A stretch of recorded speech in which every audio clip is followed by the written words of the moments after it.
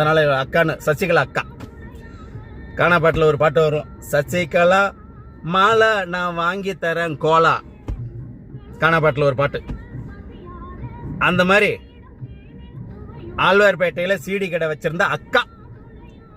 இந்த அக்கா உங்க அக்கா கிட்ட உங்க கடையிலேயே நாங்கெல்லாம் நிறைய பேர் வீடியோ கேசட் வாங்கி படம் பார்த்துருக்கோம், தேர்தல் பிரச்சார கேசட்டும் வாங்கி பார்த்துருக்கோம். ஆழ்வார்பேட்டை அக்கா சீடி கடை அக்கா. இப்போ இட்லி கடை அப்படி இப்படின்னு ஃபேமஸ் வருது, உங்களுக்கு சீடி கடை அக்கா. கேசட் வச்சிருந்த அக்கா எத்தனாயிரம் கோடி, 1,80,000 கோடியே, 90,000 கோடியே, 2 லட்சமோ 3 லட்சமோ கோடியில சொல்றாங்க. இப்ப பத்திரிகையிலையும் விவாதத்திலையும் நிறைய பேர் பேசுறாங்க. எங்க அம்மா சூப்பரா இருந்தாங்க. அம்மாவை கையில போட்டுக்கிட்டு அது இதுன்னு பண்ணி அட்டகாசம் பண்ணி அம்மா பேரை கெடுத்து விட்டேன். 75 நாள் அப்போலோவில், சென்னை அப்போலோவில் வச்சிருந்தாங்க. யாரையாவது விட்டியாம்மா விட்டியாக்கா? யாரும் போய் பார்க்கல. கவர்னர் வந்தாரு பார்த்தாருனாங்க, பிரதமர் வந்தாரு பார்த்தாருனாங்க. பக்கத்தில் ஒரு அக்கா, எந்த அக்கா? நடிகர் பாக்யராஜுக்கு ரசிகர் மன்ற தலைவியா இருந்த CR சரஸ்வதி அக்கா.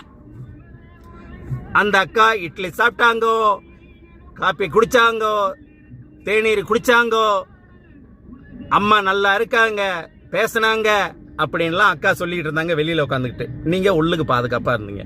எத்தனை CCTV கேமரா இருந்தது, எத்தனை இது இருந்ததுலாம் யாருக்கும் தெரியாது. எல்லாம் என்ன? கருணாநிதியோடைய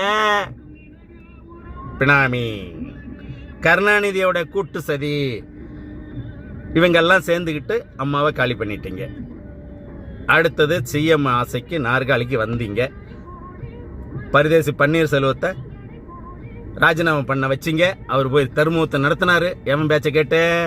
அங்கே ஒரு புறம்போக்கு இருக்கான் ஆடிட்டர் குருமூர்த்தி, துக்ளக்கு பத்திரிகை நிறுவர். இருந்தவர்களும் சூப்பராக இருந்த அந்த பத்திரிக்கை. அவன்லாம் இங்கிட்ட தூண்டிட்டு விட்டு அவர் கொடுத்த ஐடியாவில் போய் தருமூத்தை நடத்தினாரு. வீணாய் போச்சு. அடுத்தது சிறைக்கு போயிட்டீங்க. சிறையில் இருந்துட்டு வந்தீங்க. பெங்களூர்லேருந்து 1 மணி நேரம் 1.25 மணி நேரம் தான் சென்னைக்கு பிளேனில் வர்றதுக்கு 7,500 6,000 7,000 வரும். வந்திருக்கலாம்ல? ஏன் வரல? அக்காமும் பேச்சை கேட்டு, டிடிவி தினகரன் பேச்சை கேட்டு 20 மணி நேரமா 24 மணி நேரமா 18 மணி நேரமா 10 மணி நேரமா நான் கேள்விப்பட்டேன். அவ்வளவு காசு, எத்தனை கோடி செலவு பண்ணி வரவேற்பு கொடுத்தாங்க. அது பண்ணாங்க, இது பண்ணாங்க, மாலை போட்டாங்க, பிரியாணி சாப்பிட்டாங்க, காவடி தூக்குனாங்க. யாரு? பொன்மன செம்மல் புரட்சி தலைவர்